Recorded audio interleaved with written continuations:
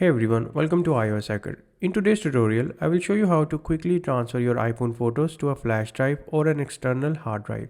Whether you're freeing up storage or backing up precious memories, I've got you covered. So let's get started. Here's what you will need: your iPhone and a flash drive or an external hard drive. If you're using a flash drive or an external hard drive that does not have a USB-C connector, then you will need a USB-C to USB-A adapter. I have linked a few of these in the description of this video.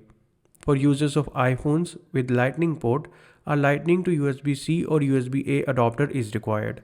I have also linked these in the description. Let's start by plugging the flash drive or the hard drive to your iPhone. Plug the flash drive into your iPhone using the adapter. Then launch the Photos app on your iPhone.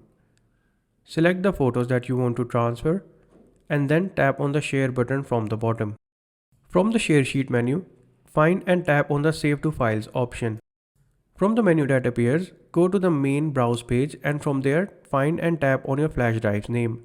Here you can tap on the Save button to quickly save the images or tap on the three dots button to create a new folder and save your selected images in that folder.